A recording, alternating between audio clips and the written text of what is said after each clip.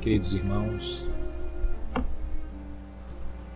Que o amor do Cristo nos ampare a todos, nesta noite em que nos debruçamos sobre essa passagem comentada no Evangelho segundo o Espiritismo, que se refere, em particular, na passagem que foi discutida aqui, ao Evangelho de Mateus. Nós estamos no Evangelho de Mateus, no seu capítulo 13, e temos essa passagem em que Jesus nos expõe, mais uma vez em parábola, os seus ensinamentos. É significativo, e o Evangelho segundo o Espiritismo também o elucida, que o fato do Cristo nos ensinar há 2000 anos, através de parábola, não significava um tipo de escolha para quem deveria efetivamente ser destinada a lição. Porque as lições do Cristo são destinadas a todos nós. E não poderia ser diferente. O Cristo não haveria de fazer distinções entre qualquer um de nós e dizer: aqui existem os eleitos que haverão de ter uma lição mais detalhada. Não é bem esse o significado. Quando Jesus, em outra oportunidade, fala de que não se deveria dar a boa comida aos cães, não é? Ou seja, os ensinos que provinham do alto deveriam ser distribuídos seletivamente, mas no sentido de que as pessoas que melhor pudessem perceber aquela lição haveriam de ser as que já estariam preparadas. Mas não havia exclusividade, porque este ensino alcançaria a todos e está a nos alcançar neste instante, exatamente porque naquela oportunidade, certamente, nós resistimos. Naquela oportunidade, nós fomos contrários ao ensino e temos a oportunidade, em esta outra existência, depois, certamente, de uma jornada toda de aprendizados, pela dor, em muitas ocasiões, para chegarmos hoje em condições de podermos nos debruçar sobre essas passagens evangélicas e perceber pela parábola o seu sentido profundo. Porque sempre que visitarmos o ensino evangélico, nós iremos nos debruçar sobre situações que literalmente, observada a leitura da passagem evangélica, haveremos de ter uma certa dificuldade. Ali ou acolá poderemos perceber um certo estranhamento de que Jesus possa ter se expressado daquela forma, porque não aventamos o sentido profundo. E nesta passagem em particular, há uma singularidade que não ocorre em outras passagens, que é o fato de que um dos discípulos se aproxima dele e haverá de perguntar: Senhor, o que queres dizer com esta parábola? E o Cristo vai explicar a parábola. E ele ainda diz mais: não entendestes o sentido dessa palavra? Se não entenderes esta, como irás entender as demais? E nós temos muitas pessoas que se debruçam sobre o texto evangélico com uma dificuldade imensa de perceber o significado profundo. Daí porque Kardec, ao buscar retirar do evangelho algumas passagens significativas para o ensino moral, escolhe esta passagem para se debruçar sobre ela. Nós vamos nos reter, vamos fazer uma consideração inicial sobre ela, porque quem lê o capítulo 13 de Mateus, em seu início, vai observar exatamente essa singularidade, que Jesus não só nos traz a parábola, mas em resposta ao discípulo haverá de explicar a parábola. E é importante para que outras parábolas que nós encontremos, e todas as parábolas, vejam bem, têm um sentido de mostrar para aqueles agricultores simples, para os pescadores simples daquela época, características que os cercavam e que eles podiam reconhecer pela representação alegórica, que geralmente se traduz em elementos da natureza, porque ele nos chamava e nos convidava a observar os lírios do campo, as aves do céu, as sementes. Exemplificava sobre a fé com uma simples semente de mostarda, porque era aquilo que eles acompanhavam, era possível de perceber no seu dia a dia. Eram coisas que estavam ao seu alcance. Hoje, quando falamos, por exemplo, por uma passagem dessa, e a nossa população marcadamente urbana não retém de imediato a impressão de algo que é particular, de ver particularmente algo da natureza. Precisamos nos reportar para entender o que são os cardos, por exemplo, que são os espinhos, que são um tipo de plantação que era muito comum. Então ele poderia citar essa passagem na parábola, porque as pessoas sabiam reconhecer claramente do que ele estava falando. Então o ensino através de parábolas se fazia um ensino fácil, digamos assim, de reconhecer os elementos que eram tratados. O sentido profundo é que alguns tinham condição de adentrar e outros não. Recordemos então que ele diz que um semeador saiu para semear. Obviamente que esse semeador é ele mesmo. O semeador, e veja, toda parábola há um registro que precisamos fazer. Nós podemos ter diversos níveis de interpretação. O texto evangélico nos permite observar cada passagem evangélica com uma riqueza de percepção que vai variar muito dependendo do grau de evolução espiritual que já alcançamos. Mas veja, o semeador saiu a semear e enquanto ele semeava, algumas sementes caíram à beira do caminho. E é interessante que ele observe isso, porque ficaria estranho se o semeador fosse a semear e lançasse as sementes em um terreno que certamente não iria propiciar o bom desenvolvimento. E vamos falar sobre isso. E os pássaros, aproximando-se, comeram.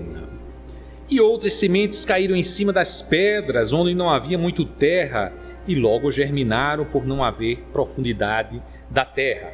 Mas ao levantar do sol, ficaram queimadas e por não terem raízes secaram.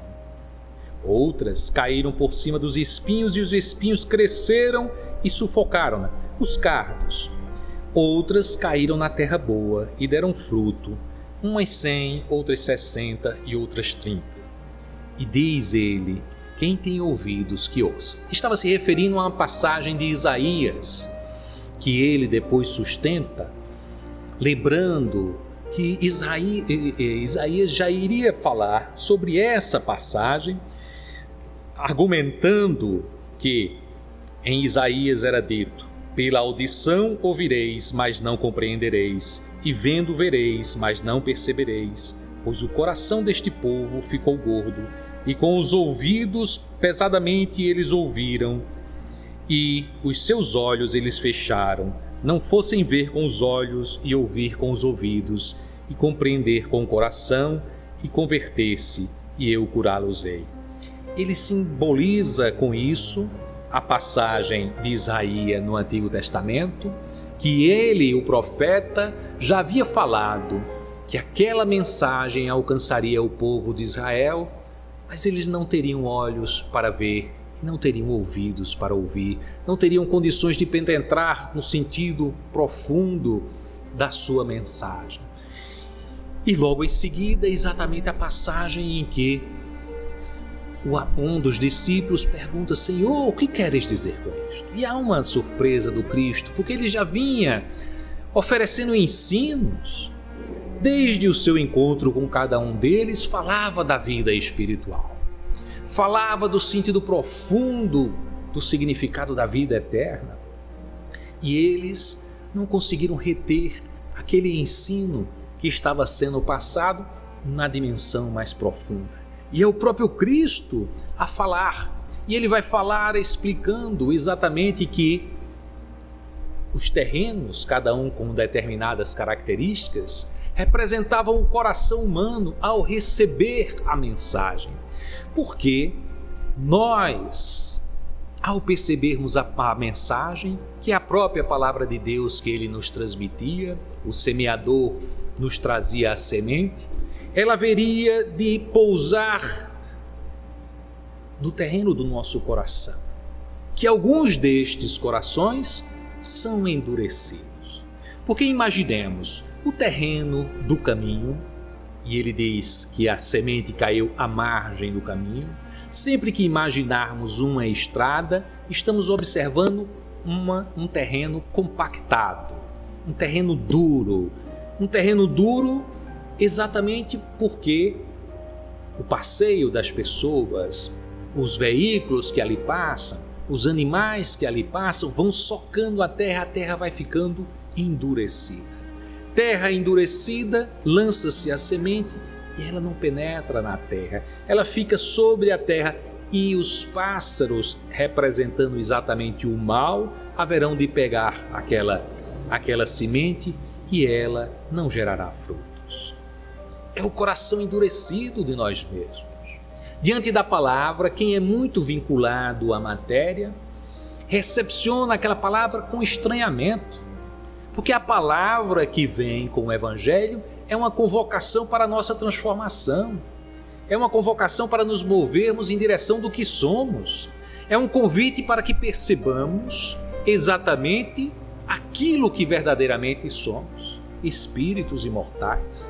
Mas estamos tão ocupados com as coisas materiais, nos movemos tanto em direção à matéria, que temos dificuldade, estranhamos e com o coração endurecido, não recepcionamos a semente divina. Não temos a condição nem de achar que ela é algo positivo em nossa vida. Então, as pessoas de coração endurecido são exatamente essas, terreno que fica à margem da estrada e que não recepciona aquela migalha de misericórdia que nos deve ser dirigida exatamente para nos transformar. E há aquele outro terreno, que é um terreno ainda pedregoso, muito próximo da terra. Ali há de se colocar a semente. A semente, ela tem a dificuldade, porque naquele terreno que tem muito pedregoso, ele não tem profundidade. Se ela, por exemplo, a semente começa a se transformar naquele terreno ainda muito cheio de pedras, quando ela começa a enraizar, ela não encontra espaço para aprofundar, para ganhar profundidade na exatamente vinculação do nosso coração com a oferta divina. E aí é muito fácil que essa planta, exatamente com o sol, que nessa característica nos imprime exatamente tudo o que enfrentamos na vida, então da primeira dificuldade a pessoa abandona as missões pelo qual se comprometeram a realizar, transformando-se. Então recepciona aquela palavra, acha até interessante, acha até agradável aquela palavra, mas é uma pessoa movida pelas emoções. E a pessoa movida pelas emoções diante das dificuldades, afasta-se de Deus. E aí não prospera também. O fruto não se faz porque a planta morre exatamente no sentido de que ela não consegue se transformar para perceber exatamente a profundidade daquele presente divino que foi lançado em nosso coração. E são exatamente esses corações sem profundidades. Falávamos do coração endurecido, agora é um coração que não é permeável ao ensino. Na primeira dificuldade, o sol mais quente resseca e morre aquela planta. E há aquele terceiro tipo de solo. É um solo que ele até permite aprofundar as raízes. A planta começa a se erguer, mas os cardos, que são os espinhos que a cercam, a sufocam. E aí ela também não consegue exatamente aquelas pessoas que têm um coração já mais aberto, ela já não se move pelas sensações, como no primeiro caso, das pessoas que são muito ligadas à matéria, já não se movem como as pessoas que são muito vinculadas às sensações, às emoções, e também nas primeiras dificuldades, abandono. Não, elas já conseguem controlar mais as emoções, já não fica tão vinculada às sensações, se movimenta com o intelecto. Ela observa o Evangelho, a palavra que nos é transmitida, a semente divina, mas usa o intelecto. Usa o intelecto e racionaliza e diz, mas olha que coisa interessante essa passagem do Evangelho. Realmente tem muita lógica essa passagem do Evangelho. Mas aí vem as preocupações do dia a dia, a preocupação com os desafios profissionais, a preocupação com a família, a preocupação em ganhar dinheiro, as preocupações do mundo e a sufocam. O pensamento dela, envolvido nas coisas, nas conquistas do mundo, sufocam a sua evolução espiritual. E aí também essa planta não dá frutos. E aí ela sinaliza, e diz Jesus, que outras caem na terra boa e dão frutos. Algumas 30 por 1, algumas 60 por 1, algumas 100 por 1. Obviamente, para aquela época, não fazia muito sentido falar em 60, 100 e 30. 30 já seria uma proporção imensa para a produtividade agrícola daquela época. Mas esses exageros que há no Evangelho não significa exatamente a literalidade. Você lançar uma semente e ela dá na proporção de 100 por 1. Significa apenas uma proporção no sentido do ordenamento. Há umas que dão uma certa quantidade, outras são mais produtivas e outras são mais produtivas ainda. Então, quem gosta de pegar o sentido meramente literal da palavra, haverá de dizer, aí o evangelista não deve ter traduzido bem Jesus, porque uma produtividade dessa não ocorria na agricultura daquela época. Mas é uma bobagem, porque o ensino não se propõe a ser um ensino para os engenheiros agrônomos que não existiam na época. Significa exatamente, ou os agrônomos mesmo, né, de agora, significa exatamente um ensino de proporção. Aqueles que conseguem frutificar, nem todos dão na mesma proporção, porque depende exatamente da evolução espiritual que já experimentam. Então, alguns recepcionam a palavra e já são capazes de entender o sentido moral do Evangelho e começam a perceber isso e a valorizar estes ensinos morais que o Cristo nos apresenta. Olha que coisa interessante, já começa a valorizar e já faz algumas ações em direção ao bem. O segundo já apresenta uma sede maior do conhecimento. Ele procura se aprofundar no sentido do Evangelho, agir em conformidade, se analisa, percebe o que está errado, procura se movimentar para melhorar e realiza o bem em intensidade e já consegue perceber os auxílios que lhe chegam, já tem um desdobramento assim da percepção espiritual que vai além do que a sua personagem é em cada instante. E aquele que produz 100 por 1 já é, digamos, alguém que realizou a trajetória de evolução. Aquele que já se aproxima do sentido dos espíritos puros, que já ama integralmente. Sua vida já se movimenta para a realização do Evangelho. A sua vida é como dizia o apóstolo Paulo, já não sou eu que vive, é o Cristo que vive em mim. Já é uma percepção que age em conformidade e na sintonia com Cristo. Então este produz 100 por 1. Então veja que na alegoria da parábola do semeador, há um conteúdo fundamental para nós percebermos da lição do Cristo e que ele mesmo enfatiza no Evangelho, e daí a importância de vermos o ensino na parábola tal como ele expôs e depois ele explicando aos discípulos. E podemos percebê-lo hoje na dimensão daquilo que sabemos sobre a evolução espiritual para relacionarmos com outros momentos em que o Cristo nos falava sobre a singularidade do processo evolutivo que nos permite, em cada momento, encarar esta parábola com a riqueza que ela nos oferece. Porque vejamos, nós podemos entender e perceber como foi tratado por Kardec, no Evangelho segundo o Espiritismo, o ensino do Cristo, tal como trabalhamos agora. Mas podemos perceber para nós outros. Porque uma coisa é entender a parábola, outra é trazer a parábola para as nossas vidas. Trazer a parábola para as nossas vidas é começarmos a identificar qual é o solo que caracteriza o meu coração. Quando eu recepciono um ensino como esse que nos chega pelo Evangelho, como é que eu me movimento? Serei eu um coração endurecido, daquele que recepciona a palavra e ela não produz nada porque, endurecido como estou, considero que essa é uma passagem que não faz sentido para a minha vida.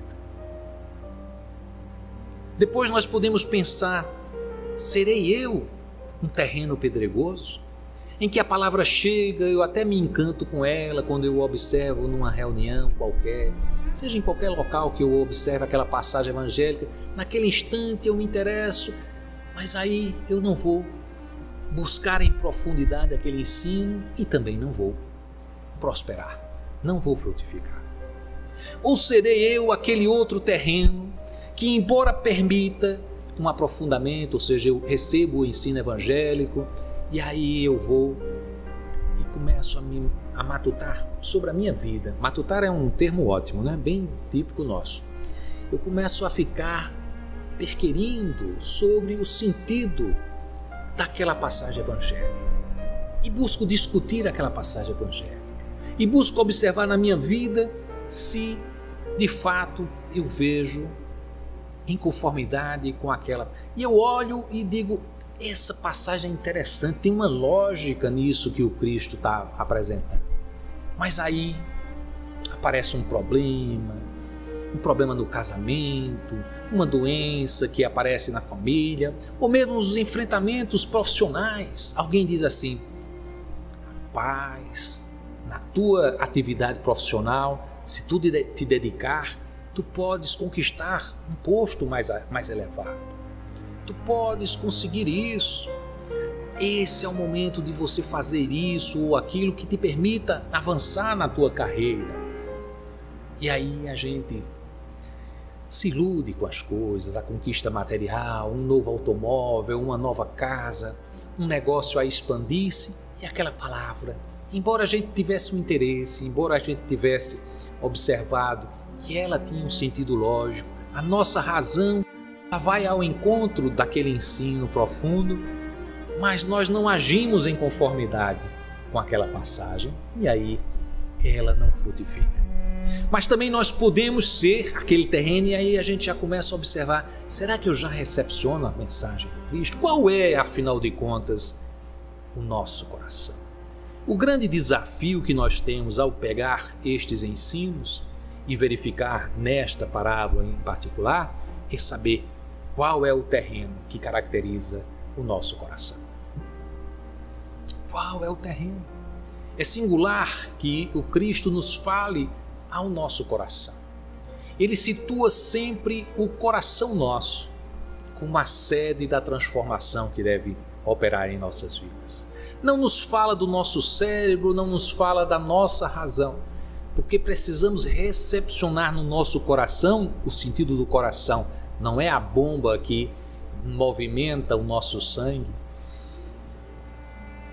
não é este o sentido, mas o coração no sentido da ligação com a dimensão espiritual. Aquilo que nos liga ao divino na representação simbólica trazida pelo Cristo está no coração. É o coração. O coração é o nosso terreno fértil e em vários momentos o Cristo vai nos falar daquilo que é plantado em nosso coração. E lembremos-nos, é Ele a nos dizer: o reino de Deus está dentro de vós. O reino de Deus está dentro de nós, naquilo que nos liga ao divino, no nosso coração. E é por isso que a parábola tem um significado fundamental para entendermos outras parábolas. Por exemplo, há uma passagem em forma de parábola, as pessoas dão muito pouca atenção em Marcos, porque é um trechozinho muito simples, mas está vinculada a esta passagem. É uma parábola, a parábola da semente. E ele diz assim, sinteticamente, muito simples. E as pessoas haverão de dizer, para que o Cristo está falando isso? E tem toda uma riqueza simbólica profunda neste ensinamento. Dizia o Cristo: assim é o reino de Deus, como um homem que lançou a semente à terra, e quer durma e se levante de noite e de dia, a semente germina e cresce, como nem ele mesmo sabe. Por si própria a terra produz primeiro o caule, depois a espiga e finalmente o trigo, perfeito na espiga. Quando o fruto permitir, logo ele lhe põe a foice, porque chegou o tempo da ceifa. É uma coisa fantástica, porque as pessoas leem isso e dizem, o que é que o Cristo disse? A pessoa lança uma semente e depois vai germinar o caule e depois chega o momento da colheita. Como se não tivesse ligação nenhuma com esse ensino, por exemplo, que a gente acabou de falar, a parábola do semeador, e com outro sentido profundo em que ele nos dizia, eu sou o pão da vida. Quem beber do meu vinho, quem comer deste pão, haverá de penetrar o reino dos céus. É significativo, porque o Cristo nos fala do pão como o momento máximo da evolução, porque ele próprio é o mais evoluído que esteve entre nós.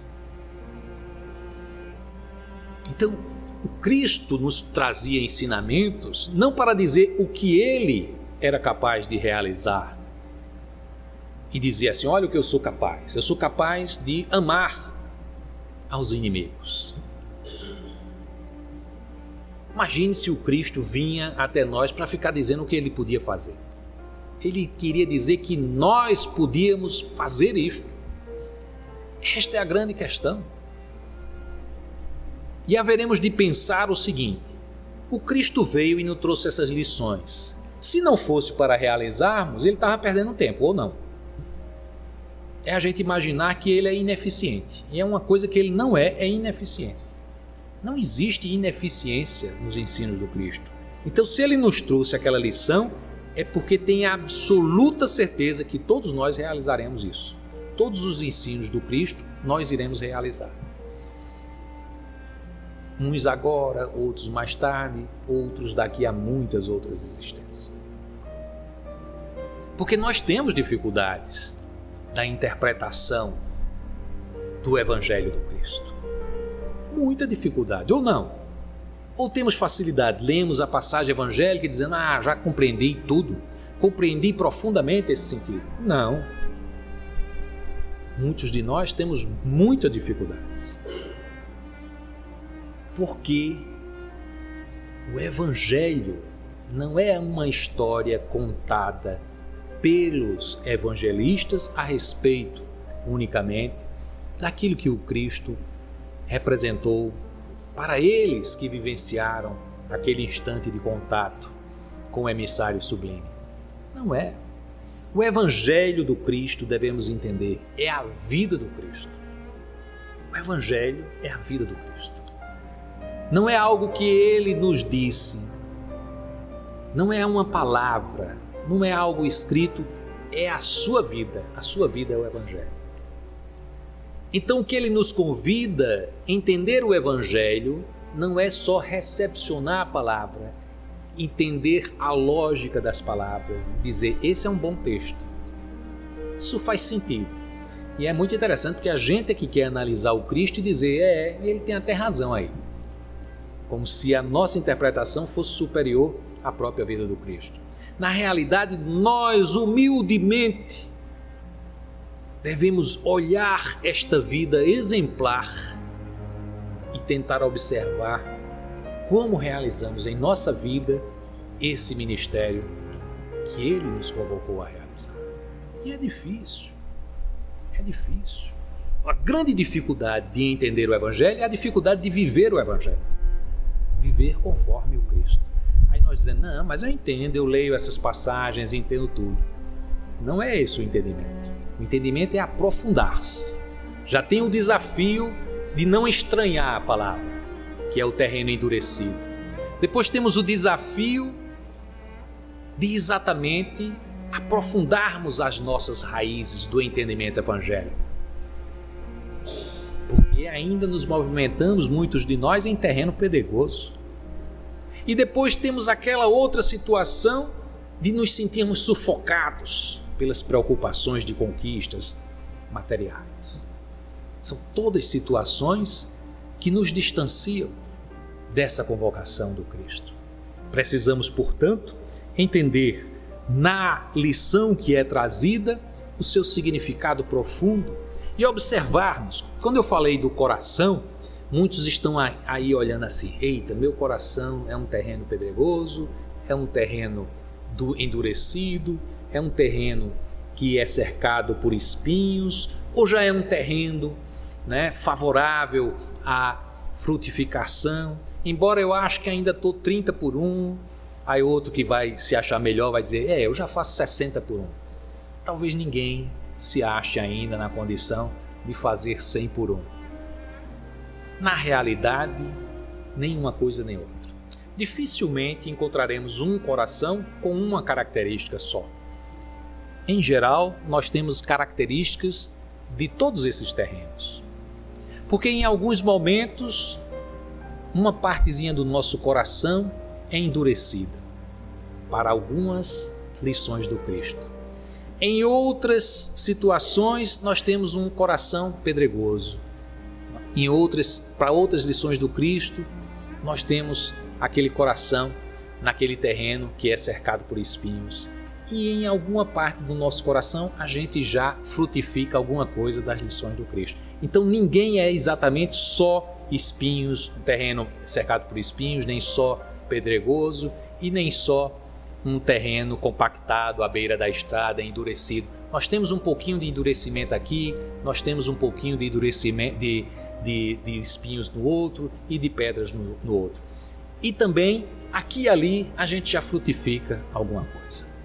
Então, na nossa percepção desse ensino do Cristo, nós devemos observar a cada dia, ou então no final da semana, quando vamos fazer o Evangelho no Lar, refletirmos sobre como está se movimentando o nosso coração.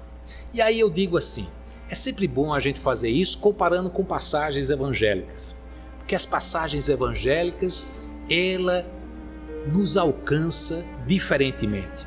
Porque nós fazemos, assim como escolhemos na vida, nós fazemos escolhas do Evangelho. Tem gente que só olha o Sermão da Montanha, porque acha fascinante que o Cristo diga que são bem-aventurados os que sofrem. Aí a pessoa diz, eu sou sofredor, mas o Cristo diz que eu sou bem-aventurado. Aí a pessoa gosta. A pessoa olha assim e diz, mas rapaz, olha, parece que o Cristo escreveu isso para mim. Não tem esse negócio. Muitas vezes eu faço palestra e a pessoa diz, olha, você fez essa palestra para mim. Não é verdade. A gente faz uma palestra que alcança algumas necessidades porque espiritualmente a gente está sendo influenciado para alcançar esses corações. Mas não necessariamente a gente faz motivado ou direcionado para uma coisa. Muitas vezes eu fui fazer palestra, aí de repente a gente tem um sentido da palestra e vai em direção a alguma coisa e é porque aquilo é mais premente naquelas pessoas que estavam chegando.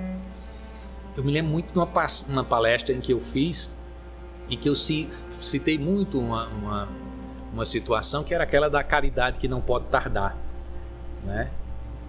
E a caridade não podia tardar porque, né, como no exemplo que era dado, a senhora russa, né, que tinha passado e via um mendigo na noite fria e com neve, havia observado aquela situação e disse, eu vou dar o meu casaco para agasalhar, ele está morrendo de frio. Aí a outra que estava lhe acompanhando disse, não faça isso não, um casaco fino deste, quando você chegar lá no palácio você manda um servo e vem aqui trazer um cobertor para ele, né? E ela chegou, logicamente esqueceu, daqui no outro dia mais um mendigo que estava lá, né? E foi, lógico, já estava morto. Então é a consideração exatamente da urgência. Quando você tem um bem, você não pode chegar na realização e dizer, não, mas deixa para eu fazer mais tarde. Não é assim, porque tem consequência. Sempre tem consequência quando a gente tarda em realizar aquela atividade do bem. E falava sobre isso e fiz. Aí entrei nessa discussão muito acentuadamente e depois a pessoa, ao término da palestra, chegou uma amiga que estava a observar cada palestra e disse, foi feita para mim. E começa logo assim, foi feita para mim, porque tinha uma pessoa que trabalhava comigo e essa pessoa faleceu, era uma senhora, e ela tinha 3 filhos. E o marido dela tinha dito que não tinha condições, porque ele estava trabalhando e não tinha condições de cuidar das crianças, e iria entregar cada um a uma pessoa para criar, porque ele não podia fazer. E aquilo tinha tocado ela, mas ela disse, depois eu vejo o que é que eu faço. E ela percebeu que se não agisse rapidamente, talvez aquele senhor entregasse os filhos. E ela disse, não, eu vou cuidar dessa situação. Eu vou dizer a ele que não entregue os filhos. Amanhã mesmo, depois de ouvir essa palestra, eu vou em busca para que essa família não se perca o contato e os meninos possam crescer juntos e tudo mais. E vou fazer isso. E é engraçado, você veja, ela nem ia para essa palestra. Foi a essa palestra, a espiritualidade me faz enfatizar um aspecto que eu não ia tratar na palestra. De repente eu fiz uma ligação, como eu estou fazendo agora uma ligação de outras passagens com a passagem do... Porque a gente não tem o significado de a quem a gente alcança. Mas a espiritualidade sabe, e ali aquele ensino se faz. Mas veja, da mesma forma que quando a gente percebe uma passagem evangélica e a gente diz, isso cabe no meu coração, e a gente fica muito feliz, tem outras passagens do evangelho que a gente age com o coração endurecido. Como se fosse aquela semente que fosse lançada e o nosso coração é como o terreno à margem da estrada, endurecido, que não penetra nada, e aí o mal vem e retira aquela semente, né, de sobre aquele terreno. Que é exatamente quando o Cristo nos diz, perdoai os vossos inimigos. Quantas pessoas às vezes chegam junto de nós e diz assim, eu sou espírita, eu sou cristão, agora perdoar, eu tenho muita dificuldade, então não pode ser cristão. Não pode se dizer cristão. Pode dizer que tem uma procura, lógico, mas cristão é aquele que vive conforme, ou pelo menos busca viver conforme. Quando você se coloca um impeditivo e diz, eu não sei perdoar, você não está se movimentando no sentido de querer perdoar. Porque você pode até ter dificuldade de perdoar, mas você se movimenta, você quer que aquela lição prospere, crie raízes, se aprofunde para gerar frutos. E você só vai fazer isso se você for em busca daquele ensinamento e trazer para a sua vida. Não adianta de nada ler o Evangelho e achar bonito e não trazer para a sua vida. Tem que trazer para a sua vida. E trazer para a vida significa dizer, essa palavra do Cristo é uma convocação para que eu haja conforme. Então se ele diz, perdoai os vossos inimigos, nos movimentemos nesta direção. Nos coloquemos em condição de agir conforme o Cristo ensinou. Mas para muitos, nesta circunstância e para esse ensino do Cristo, nós agimos com o coração endurecido. Outros já são um coração pedregoso, mas não prospera. Não prospera porque em qualquer dificuldade, aí digamos, a pessoa diz assim, eu vou perdoar. Aí vai, chega perto da pessoa, né, de quem ele tem alguma desavença, alguma coisa. Aí diz, olha, eu estou lhe perdoando, viu? Estou lhe perdoando, porque eu sou cristão. Né? E o Cristo ensinou para perdoar e eu estou perdoando. E aí vem de novo, na outra semana, diz, continuo pensando dessa forma. Você errou muito, mas eu perdoo você, porque eu sou cristão. Ele não está perdoando profundamente, não, porque ainda está lembrando e está... Né? Mas está a caminho, digamos. Aí passa uma dificuldade qualquer, que pode ser a mesma pessoa trazendo uma nova aflição à sua vida, diz, pronto, não dá para mim. Aí desiste. É um coração ainda pedregoso. Na primeira dificuldade, na experimentação, porque sempre tem a experimentação, a gente começa a se movimentar e tem um experimento. Tem um experimento. Espere que você vai ser experimentado naquele aspecto. Que é para mostrar que realmente aprendeu aquela coisa, né?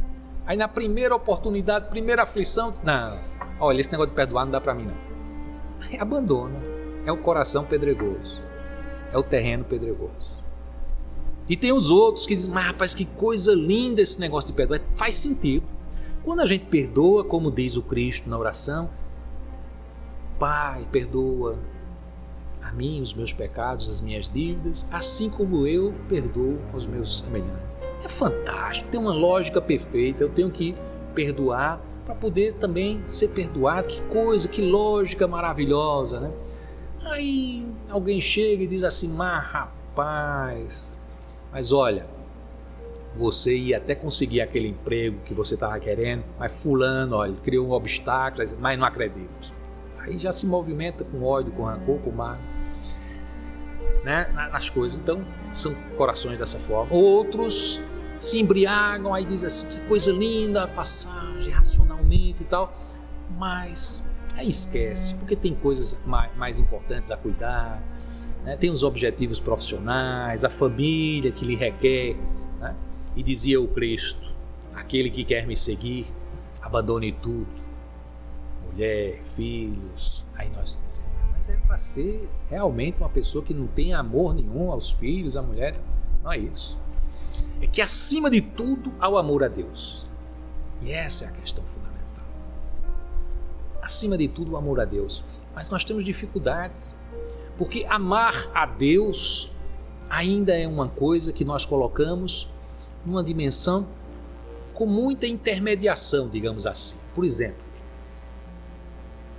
nós temos uma visão do divino conforme a realidade de nossas vidas. Então nós pensamos Deus como um pai, como um bom velhinho, assim, com aquela barba longa. Estou dizendo que seja isso, que ao longo do tempo nós temos experimentado essa ideia de fazermos Deus com uma imagem humana, né? Com sentimentos humanos e tudo mais. E temos dificuldade de perceber o imenso amor que nos é projetado. Então, temos dificuldades de lidar com as coisas da vida, as dificuldades, os sofrimentos, porque sempre encaramos as coisas na dimensão do bom e do ruim. Sofrimento é ruim, festa é bom, casamento ótimo, nascimento de um filho maravilhoso. Mas quando temos um testemunho, quando temos que passar pela morte de um ente querido, aí temos dificuldades. Aí alguns corações até chegam a odiar Deus, porque diz, como é que Deus pode ser a bondade e faz isso comigo? É uma falta de um entendimento mais profundo de que até naquela ocasião há um amor imenso em nosso redor, nos amparando, nos erguendo, para que aquela experiência signifique um aprendizado na nossa vida. Mas, em geral, nós temos dificuldade de reconhecer isso, porque somos corações endurecidos, pedregosos, cheios de espinhos. Dificuldade de recepcionar a palavra e frutificar. Porque a frutificação, como na parábola da semente que eu citei, que é muito simplesinha, porque o Cristo diz, o reino de Deus é como uma semente que é lançada no terreno e ela germina. Olha só. A primeira coisa que devemos perceber nessa passagem é que quando o Cristo diz que o reino de Deus é conforme uma semente que é lançada na terra, o primeiro movimento para percebermos o reino de Deus é aceitarmos que a semente adentre o nosso coração. É o primeiro momento. E esse momento é sempre um momento de muita humildade. É por isso que o Cristo inicia as suas bem-aventuranças dizendo, bem-aventurados os humildes, porque o primeiro passo para a evolução espiritual é você cultivar a humildade. A semente se instala no nosso coração e humildemente começa um processo de transformação. A semente se transforma num completo esquecimento de si mesma, como dizia o Cristo. Abandone todas as coisas que te cercam, os bens materiais, até mesmo a questão da personalidade, os familiares, aquilo que mais gosta, em função da evolução espiritual. Então veja que a semente, ela ao penetrar na terra, para ela realizar o processo de germinação, ela tem que deixar de ser semente, ela tem que deixar de ser aquilo que ela era, para ser outra coisa, uma plantinha que começa a emergir e que, portanto, é, conforme dizia o apóstolo Paulo, o homem novo que surge. E quando começamos a ser esse homem novo na planta tenra, que sai da semente ainda por dentro da terra e consegue romper a terra em direção ao quê? À luz. Em direção à luz, o sol. E aí, quanto mais nos movemos nessa direção, nós começamos a recepcionar a luz, o vento, a água, que são todas dádivas divinas. E diz o Cristo, a planta começa a se erguer e nem mesmo ela sabe como isto está acontecendo. Porque quando nós começamos a nos movimentar em direção à evolução espiritual, nós não conseguimos perceber que estamos sendo ajudados e de repente a gente já incorpora valores e a gente diz, olha só que coisa interessante, como minha vida mudou. Porque a gente teve um sentido de ir, primeiro de humildade para reconhecer o divino chegando até nós. Depois a vontade, porque precisamos ter vontade, como dizia o Cristo, né? Procurai, né? Buscai, batei a porta.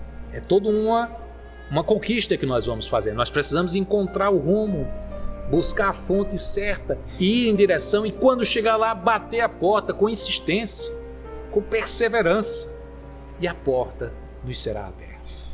Então a plantinha começa a se erguer e quando ela se ergue, ela produz a espiga, e a espiga já tem todos os elementos para a transformação. E depois essa espiga amadurece e há um momento da colheita. Ao longo do tempo, das várias encarnações, estamos realizando o crescimento dessa sementinha. Estamos cultivando a humildade, nos forjamos em outro homem, um homem novo, homem e mulheres novas, para começarmos a recepcionar a luz divina e começamos a crescer com essa luz divina, até o momento em que estamos prontos para a colheita. Quando estivermos prontos para a colheita, ou seja, quando a gente já estiver com a espiga do trigo propícia a ser lançada ao forno e ser transformada, triturada e gerar o pão, aí já atingiremos o estado dele, porque ele nos disse, eu sou o pão da vida, e nos convocou a realizar essas transformações para sermos também nós pão da vida. Olha que coisa linda. Cristo nos convoca a ser tal qual ele, o pão da vida.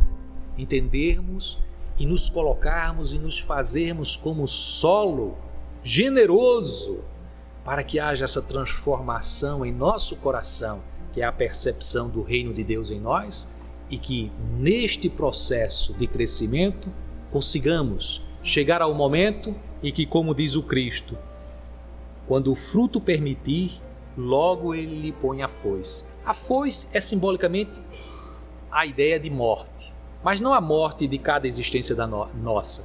É o fim do ciclo, em que não precisamos mais encarnar, porque já somos purificados, evoluídos, e que, portanto, não precisamos mais retornar a estas encarnações que estamos realizando, porque já estamos prontos para nos doarmos em pleno amor, luminosos como Cristo, que é o pão da vida. Então aí a gente já começa a entender a singularidade desse ensino que o Cristo nos trouxe com a parábola do semeador, de nos convocar a entender que terreno somos, como recepcionamos a palavra e nos movermos, porque todo o ensino deve gerar em nós um chamamento para avançarmos na direção da iluminação, tal qual na parábola da semente, em que ele nos mostra o caminho da evolução espiritual, para nos fazermos pão da vida. Assim, quem sabe, não só possamos recepcionar aquilo que o Cristo nos disse, de perdoai os vossos inimigos, mas talvez, mais adiante, possamos chegar no máximo do entendimento que ele nos convocou, quando ele nos traz algo que temos muita dificuldade, de podermos recepcionar. Somos corações endurecidos ainda para recepcionar esse chamamento do Cristo. Amai os vossos inimigos. Não diz só perdoar, mas diz amai os vossos inimigos. Essa é uma percepção extraordinária, que só aqueles que fizeram a trajetória luminosa seguindo o Cristo conseguiram alcançar. E eu queria encerrar essa nossa passagem lembrando um espírito que buscou seguir o Cristo. E conforme Joana de Ângeles disse, é aquele que antes e depois do Cristo mais se aproximou da vivência do próprio Cristo. Quando vinha de viagem entre uma e outra localidade, próxima de Assis, o pobrezinho de Assis vinha em companhia do Frei Leão, que era seu dileto amigo, e que era o responsável por escrever aquelas suas lições. Ele vinha. Era uma noite de frio e de neve. E caminhando, ele disse para o Frei Leão: irmãozinho, escreve aí, irmãozinho, o que é a verdadeira felicidade. E Frei Leão, espantado de que ele quisesse trazer um ensino à escrita naquele frio, com aquela neve, eles tendo que andar rápido em busca de um abrigo. E Francisco dizia: escreve aí, que mesmo que nós realizemos todas as curas, nem mesmo aí existe a verdadeira felicidade, a verdadeira alegria. E Frei Leão anotando, disse: é mesmo, irmão, aí não.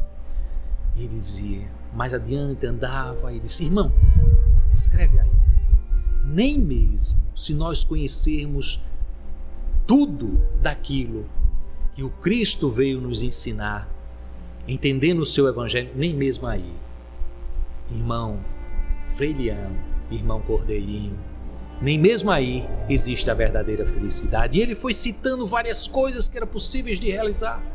E citando mesmo a passagem de Paulo, ele dizia: irmão, nem mesmo se nós falarmos a língua dos anjos, se realizarmos todos os prodígios, haveremos de dizer que temos a verdadeira felicidade. E Frei Leão, já impaciente, diz: mas irmão, estamos morrendo de frio, nos diz aonde afinal existe a verdadeira felicidade. Ele disse: irmão, é o seguinte, nós estamos aqui com frio, né? Estamos enregelados com essa neve toda, e se chegarmos ali à frente e tiver uma hospedaria, e nós batermos a porta daquele nosso irmão e dissermos: irmão, por toda misericórdia, atende a nós que somos os irmãos menores, que eram os frades franciscanos, os irmãos menores. Somos irmãos menores e pedimos a ti que nos traga o conforto do abrigo, de uma comida. E ele disse: saiam para lá, vagabundos, saiam daqui.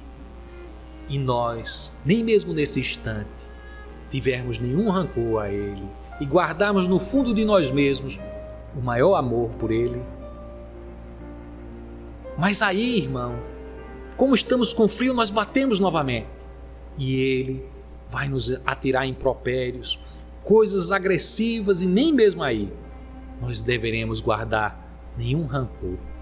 E numa terceira oportunidade em que batermos mais: irmão, por favor, entenda, estamos com frio.